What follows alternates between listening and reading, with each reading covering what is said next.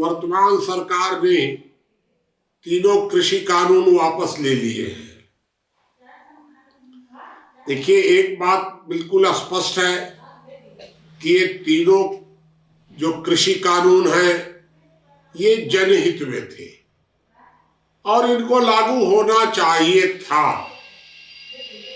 लेकिन राजनीतिक परिस्थितियों को देखते हुए जनहित के ये तीनों कानून भारत सरकार ने वापस लेना उचित समझा।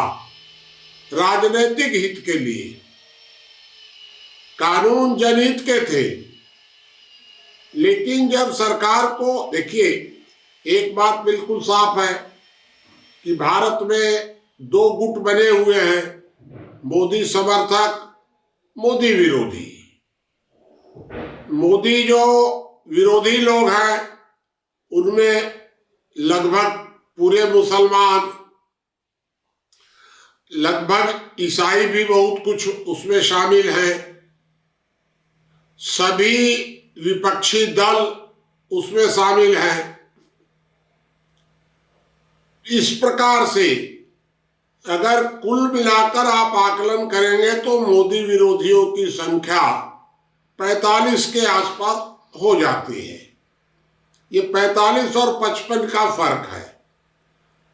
अब नरेंद्र मोदी को ये आभास हुआ, घमंड हुआ, जो भी कहिए, कि मैं बहुत मजबूत हो गया हूं और अब हम लोग जनहित के बड़े बड़े फैसले ले सकते हैं।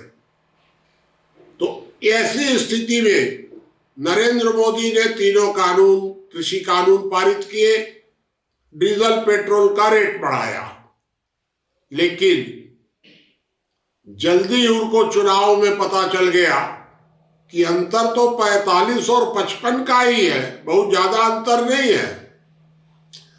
और अगर ऐसी परिस्थिति में सिख अगर नाराज हो गया, अगर पश्चिमी उत्तर प्रदेश का थोड़ा सा जाट वर्ग नाराज हो गया, तो हमारी ये 55-45 जो है ये 49 हो सकता है और ऐसी परिस्थिति में हमारी सरकार चली जाएगी।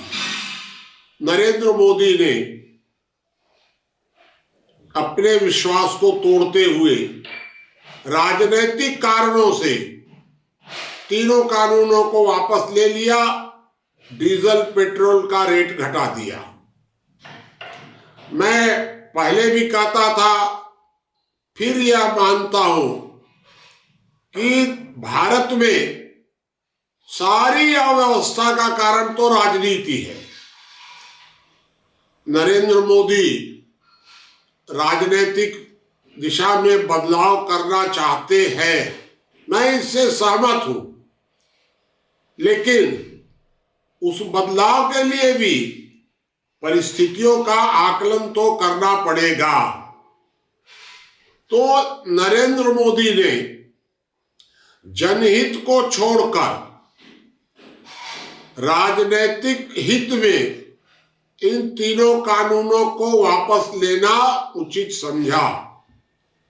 उन्होंने कहा है कि ये तीनों कानून जनहित में हैं, लेकिन हम किसानों को अपनी बात ठीक ढंग से समझा नहीं सके और हम चाहते हैं कि ये विरोध का मुद्दा न बने, तो इसलिए हम अपनी मूंछ नीची कर लेते हैं। भाई चलो कोई बात नहीं है, कम से कम मुस्लिम, साम्यवादी और विपक्षी गठजोड़ की तो कमर टूटेगी और इसलिए अपनी मूंछ नीची कर लेने में कोई हर्जा नहीं है।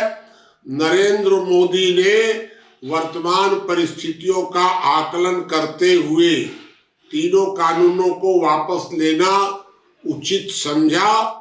मैं यह समझता हूं कि तीनों कानूनों को वापस नहीं करना चाहिए था, लेकिन राजनीतिक मजबूरी के कारण यदि तीनों कानून वापस लिए गए हैं तो मैं नरेंद्र मोदी का समर्थन करता हूं।